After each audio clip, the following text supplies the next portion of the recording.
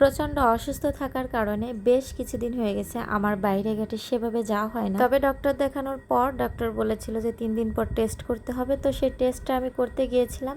আর এদিকে আমার হাজব্যান্ডের কাজ দেখেন, আমি হচ্ছে অসুস্থ, সে আমাকে হচ্ছে ডক্টর দেখানোর পর টেস্ট করতে দিয়ে হচ্ছে নিয়ে গেছিল হচ্ছে ডাক বাংলা। টেস্ট করতে গিয়েছিলাম সিটি ইমাজিন সেন্টারে, তো সে আমাকে কোন অলিগলি দিয়ে সেই সিটি ইমাজিন সেন্টার থেকে হচ্ছে ডাক বাংলাতে নিয়ে আসে।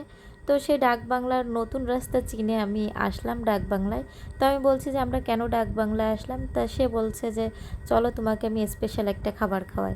তো এই ছিল হচ্ছে তার স্পেশাল খাবার। এইখানের এই বারবিকিউটা নাকি তার অনেক বেশি পছন্দ। আসলে আমার জামাইয়ের একটা গুণ আছে, আমরা যতই অসুস্থ থাকি না কেন, সুস্থতার একটু মুখ দেখলে সে বাইরে ঘুরতে যাওয়া বা খাওয়া দাওয়া করতে যাওয়া কিংবা শপিং করা বলেন, এই কয়টা জিনিস তার খুবই পছন্দ। এটা তার গুণ হলেও আমার কিন্তু এটা দেখে খুবই বিরক্ত লাগতেছিল, কারণ আমি এমনিতেই ছিলাম অনেকটা অসুস্থ।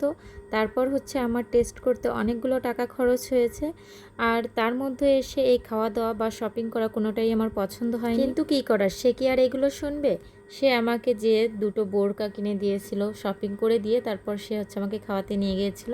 তো এই হচ্ছে আমাদের খাওয়া দাওয়া ছিল তার পছন্দের বারবিকিউ, দুজনে শেয়ার করেই খেয়েছিলাম। অনেক বড় একটা পিস দিয়েছিল, আর হচ্ছে সাথে ছিল হচ্ছে চিকেন বিরিয়ানি। তো আমি যেহেতু অসুস্থ ছিলাম খুব বেশি খেতে পারিনি, তো চিকেন বিরিয়ানি দুটোই হচ্ছে প্যাকেট করে বাসায় নিয়ে আসছিলাম। বাসায় বাচ্চা কাচ্চা ছিল, তো ওদের জন্য হচ্ছে পার্সেল করে খাবারটা বাসায় নিয়ে আসছিলাম। আর শেষমেশ তলের এই যে তেল চিটচিটে খাবারগুলো ছিল সেগুলো সে খাচ্ছিল। আর হাড্ডি গুড্ডি খেতে আমি বরাবরই পছন্দ করি, তাই হাড্ডি গুড্ডিগুলো খেয়ে আমি তাকে একটু সাহায্য করতেছিলাম। তো তুন্দল রুটিগুলো অনেক বেশি মজা ছিল, সাথে ছিল বারবিকিউ, অনেক টেস্টি। সর্বোপরি সবশেষে এই খাবারটা না হলেই চলে না রেস্টুরেন্টে।